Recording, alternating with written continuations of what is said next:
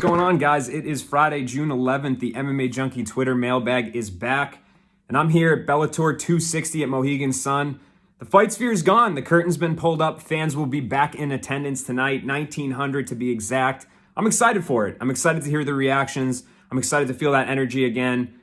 Long overdue. We're back to normalcy, and this is great, even if it's just inching through with some limited capacity until we totally get out of the through the tunnel and into the light, which I think in a lot of ways we're already there. So we got you covered for Bellator 260 tonight. I'll be on the grounds at Mohegan, and then tomorrow UFC 263. John Morgan and Ken Hathaway will have you covered all night long with 3 5-round fights. It's going to be a good one. I'm excited for that. That's what a lot of these questions are about. So without further ado, let's just jump right into it. First question from James Heiler. Asks, Nate Diaz is a distance fighter, but due to scar tissue, he gets cut much faster.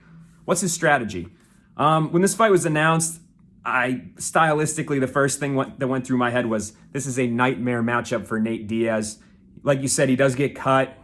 He brawls, so that's not a great combination for him. But I'm not even worried about the cut as much as I am just style-wise. This just doesn't make much sense for him. He's going to probably try to suck Leon into a brawl. But I think Leon's smart enough to not have that happen. I mean, Leon's a disciplined fighter. He's well-rounded. I don't see Diaz being able to do Diaz things and have success like he did against Conor McGregor or Michael Johnson. I think we saw that last fight that it doesn't always work. Masvidal did a good job of making sure that he neutralized Diaz's attack, and I expect Leon Edwards to do even a better job. I expect him to control Nate and not get sucked into that brawl. From Telvin Kapapa, if Nate beats Leon, should he be next in line for a welterweight title shot?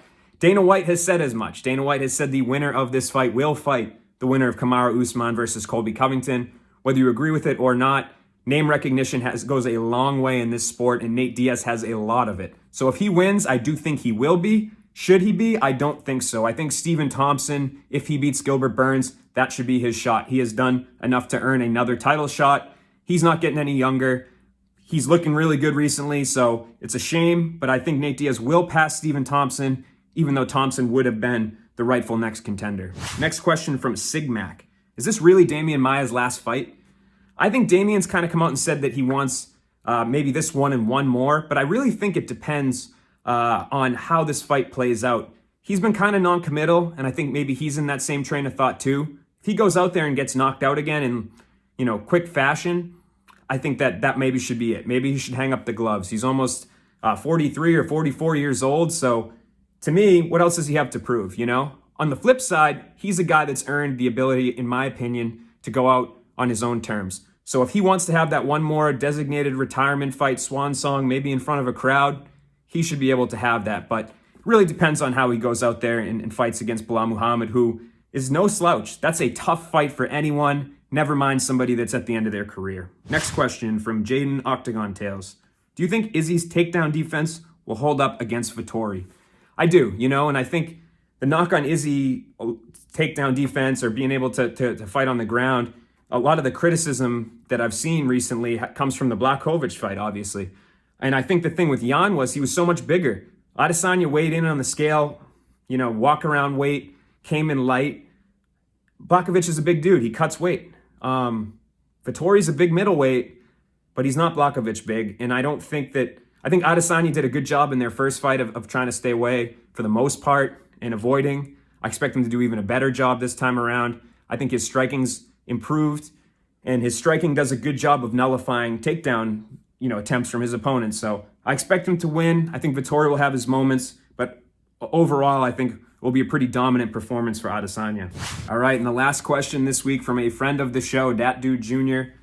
Obviously, we're stoked for the UFC flyweight title rematch. After Saturday, who do you think is next in line at 125 pounds? It's a really easy answer for me. Askar Askarov is the guy that should be next. He has flown under the radar. He has maybe not put on the most exciting performances, but he's been fun. He's flown under the radar. He's a guy that could have been in there instead of Moreno the first time that Moreno was matched with Figueiredo. He has earned it. He has fought again. He might have to fight even one more time to stay active, but he's the guy. He's the one that should fight the winner of Figueiredo versus Moreno, unless it ends in a draw somehow again. So hopefully the Russian's up next because I really think he's earned it. But I really appreciate everyone's questions this week. You guys have made my life really easy, sending in questions week after week after week. So I appreciate all you regulars, all you newbies, anybody that just tunes in to watch. Tonight, Bellator 260, I'll have you covered. As I said, tune into that. Tune in tomorrow, UFC 263. It's a big one.